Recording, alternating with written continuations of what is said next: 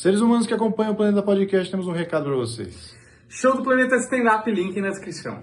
Bom, então com o Collor nós vamos estrear um novo quadro que é o Tem Pacto ou Não Tem. Ah, sim. Tá? Eu não quero que a Wandinha diga diretamente se tem pacto ou não tem, porque eu também não quero acusar o Collor de, por acaso, ter feito rituais em sua casa, como sua ex-esposa disse em diversas entrevistas. Mas, Wandinha, eu queria que você fizesse uma análise espiritual dele, porque eu senti que quando você começou a análise, você começou a sentir um certo calor, e eu acho que não é, conhecendo você, imaginando, hoje eu tô com caboclo, lembrando... por isso que eu tô tirando toda hora, eu tô com energia de caboclo, meu pé tá pegando fogo. Mas especialmente quando entra um homem como o Fernando Collor, e não porque você lembrou daquela imagem dele, né, soberano em cima de um jet ski, né, ganhando aquela eleição. Eu não quero que você diga sim ou não, Wandinha, mas eu quero que você faça uma análise da espiritualidade durante a vida dele e, de repente, as pessoas interpretam aí. Mas durante a vida ele buscou vários, não digo pacto, né? Mas durante a vida ele se apegou muito em religiões, sim. Aonde não é bem o pacto, né? Ele cuidou de Exu como ninguém. Então ele fez um cuidado com esses guardiões como ninguém. Aonde ele foi fervoroso, começo, meio e fim. E com todo o respeito à espiritualidade, se não fosse esses escudos de proteção que ele fez durante toda a vida dele em relação aos pactos espirituais, né, que na verdade é alimentar Exu, cuidar, fazer uma seita, um banquete ali para se proteger, ele teria se destruído por inteiro. O inimigo teria engolido ele naquela época, começo, meio e fim. Então ele teve sim uma grande proteção espiritual na linha de Exu, não é o pacto em si. Para quem não conhece, pensa que é o pacto, mas não é. É um agrado que ele fez a Exu ali naquele momento, cultivou e cultua, entre aspas, até hoje, não com tanto fervor como antes, mas sempre cuidando de sua espiritualidade, mas de uma forma assim mais profunda, né? Sobre o alinhamento da esquerda, que é Exu. Então, provavelmente a mulher, né, a esposa, diz isso, porque, lógico, conviveu, presenciou muitas coisas, né? Mas também creio que ela foi leiga nesse ponto.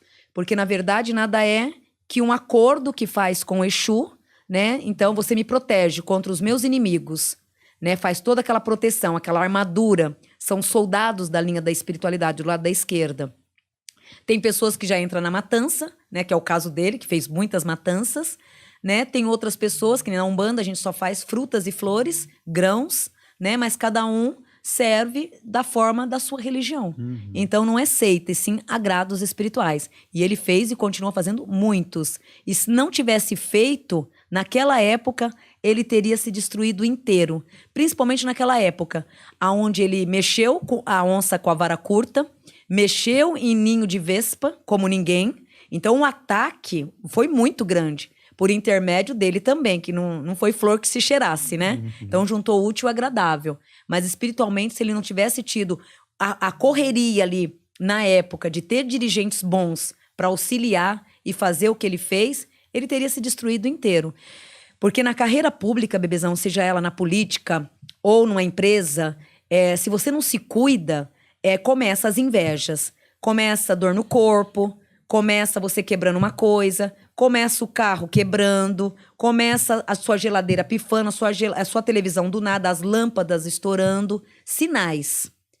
Aí quando o inimigo vê que você tá indo longe demais e ele tá se incomodando cada dia mais com tudo isso, se aquela pessoa tem uma índole perigosa, ela vai mexer com você com uma ossada pior. Então ele vai contratar o lado umbral mesmo, né? Ou a magia negra, ou a feitiçaria, algo mais forte para ser compatível ao grau que eu quero a sua destruição.